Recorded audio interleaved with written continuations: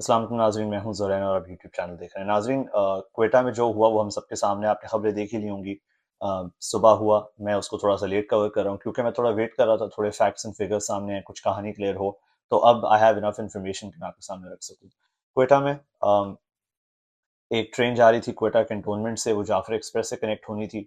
और जैसे ही वो कनेक्ट होनी थी उससे पहले ही एक बारूद से भरी हुई गाड़ी जो है वो उस ट्रेन में जाके लगी। और उसके रिजल्ट में एक धमाका हुआ। धमाके में जो है वो कहा जा रहा है कि 24 लोग जो है वो जहाँ बहक हुए और करीब 40 से ज़ायद जो है वो ज़ख्मी है। ये नंबर्स थोड़े से डिफरेंट है हर जगह। कहा जा रहा है कि जो हमारा मीडिया है वो उसको थोड़ा डाउन प्ले कर रहा है, थोड़े नंबर्स उनको कहा है कि कम रखें ताकि ज़्यादा पैनिक ना हो लोगों में। अल जज़ीरा जो है, जो कि काफ़ी इंडिपेंडेंट और वेरीफाइड सोर्स है, अल जज़ीरा कह रहा है कि करीब 30 लोग जाँ बहक हुए हैं और 100 से ज़ायद ज़ख्मी हैं। ये अल जज़ीरा का कहना है। बट यूजुअली जो मैं देख रहा हूँ खबरों पे, नंबर 24 से 26 के बीच में ही चल रहा है जाँ बहक होने वालों का, और 60 से 80 के करीब चल रहा है ज़ख्मी होने वालों का। BLA ने एज यूजुअल जिम्मेदारी इसकी कबूल की है, जो कलदम तंजीम है। BLA was outlawed, it was made proscribed organization. मेरे ख्याल से लास्ट ईयर इनको कलदम करार दिया गया था, उस उससे साल पहले, मतलब एक दो साल पहले ही उनको कलदम करार दिया गया है। लेकिन जब आप पैटर्न देखें तो पैटर्न एक बहुत फिक्स्ड पैटर्न नजर आता है आपको। 2025 में, पिछले साल 11 मार्च को जाफर एक्सप्रेस का सानिया हुआ। अगर आपको नहीं याद तो मैं जल्दी से रिकैप कर देता हूँ। उसमें जाफर एक्सप्रेस जो ट्रेन है उसके रेल ट्रैक पे धमाका किया गया, उसकी पटरियां उड़ाई गई। उसके बाद जो है उसमें जितने लोग थे उनको यरगमाल बना के हाईजैक की गई थी ट्रेन। और फिर 11 मार्च को ही जो है वो पाकिस्तान आर्मी ने, मिलिट्री ने जो है वो वहाँ पे ऑपरेशन किया और लोगों को छुड़वाया। उस ऑपरेशन का नाम था एक्चुअली ऑपरेशन ग्रीन बोलान। और उसमें जो है वो 33 इंसर्जेंट्स BLA के जो है वो मारे गए थे। उससे भी पहले 2024 9 नवंबर 2024 को जो है वो क्वेटा में ही, seems like Quetta is always the hub for all of these things, Quetta में ही रेलवे स्टेशन पे ही एक खुदकुश धमाका हुआ। उससे जो है वो 26 लोग जाँ बहक हुए और 62 के करीब जख्मी हुए। मैं आपको ये सारी कहानी इतनी लंबी करके क्यों बता रहा हूँ? क्योंकि there is a pattern in this. Pattern क्या है? धमाकों का पैटर्न नहीं है, रिस्पॉन्स का पैटर्न है। जो अभी धमाका हुआ उसमें हमारा रिस्पॉन्स क्या था? हमारे जो वजीर आजम साहब है उन्होंने कहा कि जो इंसर्जेंट्स थे उनको जहन्नुम रसीद कर दिया गया है और उनको जो है वो इनकाउंटर में मारा गया है। 2025 मार्च में भी यही हुआ था। एक कंडेमनेशन आई थी सीधी सीधी कि हम कंडेम करते हैं इसको वजीर आजम साहब की तरफ से। तब भी उन्होंने यही कहा था कि हमने इनको जहन्नम रसीद कर दिया है। 2025 में भी इसमें कहा गया था कि हम इनको नहीं जीतने देंगे, ये दहशतगर्द तंजीम है और हमारे हौसले बुलंद हैं और हम अपने लोगों के साथ खड़े हैं। 2024 में भी यही हुआ था एक्चुअली। 2024 में भी एक कंडेमनेशन इशू हुई थी PM साहब की तरफ से और कहा गया था कि they will pay heavy price, मतलब बहुत महंगी इनको कीमत चुकानी पड़ेगी जो दहशतगर्द हैं। और कहा गया था कि हम जो दहशतगर्दी का जो ये मसला है इसको ख़त्म करेंगे। So there is a pattern कि हर दफ़ा हमें जहन्नुम रसीद करना तो बहुत पसंद है लोगों को, but what is the game plan here? कोई कोई प्लान है कि किस तरह ये मसला हल करना है? अर्ली 2000 से BLA अपने ये अटैक्स कर रही है। उससे पहले से BLA जो है वो अपने आप को फॉर्म कर रही थी, फॉर्मेशन चल रही थी उनकी, उनकी रिक्रूटमेंट्स चल रही थी। तब से हम उनको जहन्नुम में रसीद कर रहे हैं भाई। लेकिन हमने कोई कोई प्लान नहीं बनाया कि हमें ये प्रॉब्लम किस तरह सॉल्व करना है। There is no straight plan for this. और इनमें से कोई सीरियस है भी नहीं है प्रॉब्लम सॉल्व करने के लिए। I will tell you why. Maryam Aurangzeb Sahiba जो है, वो इतना बड़ा सानिया हो गया, वो ट्वीट कर रही हैं कि केन्स इंटरनेशनल फ़िल्म फेस्टिवल है, वहाँ पे जो है हमारी कोई एक्टर है, उन्होंने उन्होंने कोई बहुत शायद अच्छे कपड़े, चमकीले कपड़े पहने थे, तो उनकी तारीफ़ कर रही हैं, उनकी ट्वीट आई थी। फिर I can't believe I am agreeing with हाफिज़ हमदुल्ला साहब। मेरी इनसे बहुत सी डिसएग्रीमेंट्स है, जिस तरह ये मौलवी साहब अपनी पॉलिटिक्स करते हैं, मेरा उनसे प्रोफेशनल डिसएग्रीमेंट है, लेकिन यहाँ पे मैं उनसे एग्री करूंगा। मैंने अपने पिछले व्लॉग में कहा था जो अच्छी बात करेगा मैं उससे एग्री करूंगा बिल्कुल। तो उन्होंने बिल्कुल सही बात की। उन्होंने कहा कि, पढ़ के बताता हूँ, उन्होंने कहा बलूचिस्तान जल रहा है और ऐवान में जो है वो बेहिसी का आलम है। लोग जो है वो इसके खिलाफ आवाज़ नहीं उठा रहे। और उन्होंने कहा कि ये हुकूमत की नाअहली है। तो बिल्कुल ये हुकूमत की नाअहली है। ये पहली दफ़ा नहीं हो रहा ये अटैक, और ना ही ये अनफॉर्चुनेटली आखिरी दफ़ा हो रहा है। There is a fix pattern. Balochistan हमेशा जो है वो सफ़र करता है, और क्यों करता है मैं आपको बताता हूँ। बिकॉज मैं पहले एक पैरेलल ड्रॉ करके बताता हूँ आपको। पैरेलल ये ड्रॉ करता हूँ कि हम वैसे तो फितना उल खवारिज, फितना उल हिंदुस्तान, हम हमेशा ब्लेम गेम खेलते हैं। हम कभी रिस्पॉन्सिबिलिटी नहीं एक्सेप्ट करते, जो हमारी गलतियों की रिस्पॉन्सिबिलिटी होती है। हम हमेशा डिफ्लेक्ट करते हैं, मतलब हम ब्लेम गेम खेलते हैं। हम कहते हैं नहीं हमारी गलती तो नहीं है, इस वजह से हुआ है, इस बंदे की वजह से हुआ है, उसकी वजह से हुआ है। यहाँ पे एज यूजुअल फितना उल खवारिज, फितना उल हिंदुस्तान, हमने ये नाम दे दिए इन सबको। तो मैं आपको एक एग्जांपल देता हूँ। भारत में एक गांव है नक्सलबरी के नाम से, आप स्क्रीन पे देख रहे होंगे, उसका नाम भी आ रहा होगा। तो ये गांव भारत में जो है, यहाँ पे 1970 से लेके 2025 तक एक इंसर्जेंसी हुई थी। थोड़ी सी हिस्ट्री देता हूँ इस इंसर्जेंसी का, आपको ज्यादा बोर नहीं करूंगा। बट नक्सलबरी एक गांव था भारत में, जहाँ पे कुछ किसान थे, वो थक गए थे एक्सप्लॉइट हो के, उन बेचारों को पैसे कम मिलते थे, काम ज्यादा करते थे। तो उन्होंने अपने मालकान के खिलाफ, जो उनके जमींदार वडेरे थे, उनके खिलाफ उन्होंने आवाज उठाई और एक छोटी सी मूवमेंट शुरू की, जो कि फिर बड़ी होके एक नक्सलाइट मूवमेंट बन गई।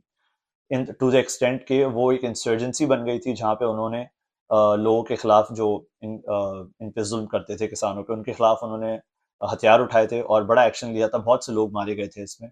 लेकिन एक पॉइंट था तारीख में, अराउंड अर्ली 2000s में भारत में, जहाँ पे 40% भारत की जो जमीन थी, जो लैंड था, वो इंसर्जेंट्स के अंडर था, 40%। और ये इंसर्जेंसी जो है, this was influenced by a Chinese communist insurgency style movement. और ये चाइनीज जेडोंग नाम था उनका गालिबन, उनसे जो है वो इन्फ्लुएंस हुई थी। तो भारत ने क्या किया, भारत ने ये नहीं कहा कि ये फितनतुल चाइनीज कम्युनिस्ट पार्टी है या ये फितनतुल चीन है। उन्होंने कहा ठीक है, हमारे लोग हैं, इनके जो है वो डिसएग्रीमेंट्स हैं हमारे साथ, तो हम इनके साथ इनको मारेंगे नहीं, ऑब्वियसली हम इनके जो मसाइल है उनको हल करेंगे। 1970s 80s 90s तक इंसर्जेंसी बहुत स्ट्रांग थी, 2000 में पीक पे थी अपने। उसके बाद भारत ने डिसाइड किया कि हम इनके पास एग्रेसिव डेवलपमेंट करते हैं, इनको इंफ्रास्ट्रक्चर बना के देते हैं, क्योंकि वहाँ पे भी वसाइल थे। जो नक्सलबरी की पूरी कहानी थी, वो अब मैं वीलॉग उसमें डिटेल में करूंगा एक, लेकिन उनके पास भी वसाइल बहुत थे और उन बेचारों को वसाइल दिए नहीं जाते थे। वहाँ पे एक्सप्लोइटेशन होती थी, वहाँ पे कोयला बहुत निकलता था, वहाँ पे आयरन बहुत निकलता था, और वहाँ पे कोई इंफ्रास्ट्रक्चर नहीं था। और जो भी ये मादनियात निकलती थी, उसमें से नक्सलाइट्स को कुछ भी नहीं मिलता था। सारे सामान जो है वो सरकार लेके जाती थी, और उन बेचारों को जिस तरह वो गरीब बेचारे रहते थे, वैसे ही उनको रहने दिया। फिर इवेंचुअली गवर्नमेंट ने रियलाइज किया, भारत गवर्नमेंट ने, कि ये हम इस तरह इनको मार कूट के चुप नहीं करा सकते, तो एक कांस्टेंट प्रॉब्लम रहेगा। तो फिर उनका इंफ्रास्ट्रक्चर डेवलप किया, उनको स्कूल्स बना के दिए, उनको हॉस्पिटल्स बना के दिए, उनको कॉलेजेस बना के दिए। एंड नॉट ओनली दैट, उनको एक इक्वल रिप्रेजेंटेशन दी गवर्नमेंट में। वहाँ पे जो ये इंटरनेशनल कंपनीज आती थी मादनियात एक्सप्लॉइट करने के लिए, मादनियात निकालने के लिए, उन कंपनीज को मना किया, कहा कि आप यहाँ पे नहीं जा सकते, और अगर आप यहाँ पे जाओगे तो ये जो लोग गांव के यहाँ पे रहते हैं, इनको ही आपको नौकरी देके इनसे ही ये सब मादनियात निकालनी पड़ेंगी और इन्हीं को आपको हिस्सा भी देना पड़ेगा। इवेंचुअली 2026 मार्च में ऐवान में बीजेपी के अमित शाह साहब हैं, उन्होंने आके बीजेपी ऐवान में आके उन्होंने क्लियर बात की कि देखिए, मैंने आप लोगों को 2026 मई तक का मार्च तक का टाइम दिया था कि 2026 मार्च तक ये इंसर्जेंसी खत्म हो जाएगी। एंड गेस व्हाट, वो खत्म हो गई। करीब उनको 10 से 12 साल लगे। 2010 में इन लोगों ने शायद काम शुरू किया था, 2008 या 10 में।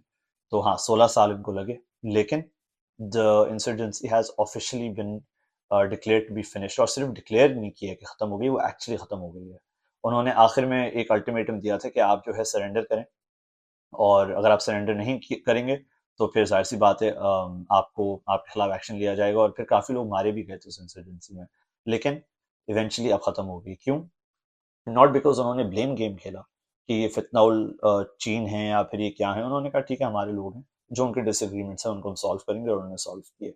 Now there is a very strong analogy to draw between Balochistan as well as the Naxalbari, जो ये इंसर्जेंसी थी। दोनों जो है वो निगलेक्टेड पॉपुलेशंस थी, वो गांवों में देहातों में लोग रहते थे, और वो इंडिजिनस लोग थे, मतलब वो गांव देहात के विलेजर्स थे, वो मकामी थे वहीं के, तो वो निगलेक्टेड थे, तो उनको रिप्रेजेंटेशन दी गवर्नमेंट में।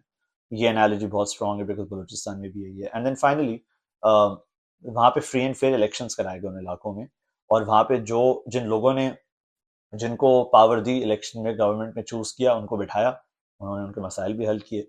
तो आई थिंक बलूचिस्तान का मसला बहुत सिंपल है। मैंने इस पे एक दो पेपर्स भी लिखे हैं, मैं शायद अपने सोशल मीडिया पे भी लगाऊंगा। उसमें यही है कि इंसर्जेंसी ख़त्म करने के लिए आप उनको मार नहीं सकते बार-बार, क्योंकि देखिए मैं आपको एग्ज़ाम्पल देता हूँ।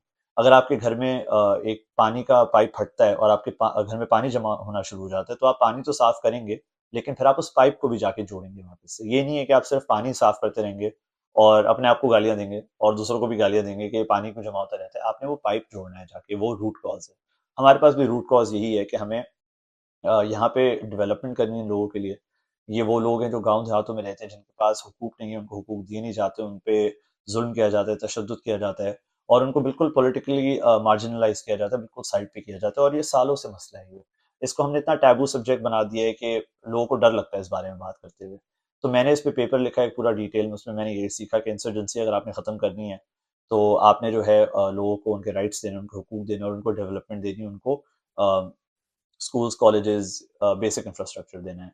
नहीं तो इंसर्जेंसी एक पॉइंट पे इतनी स्ट्रॉन्ग हो जाती है कि वहाँ उसमें ख़वातीन भर्ती होना शुरू हो जाती हैं, जो कि हमने देखा बीएलए में कि उसमें ख़वातीन भर्ती होना शुरू हो गई हैं और that basically strengthens the insurgency कि वो और ज़्यादा एंड्योर कर सकती है, वो और पायदार हो जाती है, वो और सालों-साल तक कंटिन्यू रह सकती है।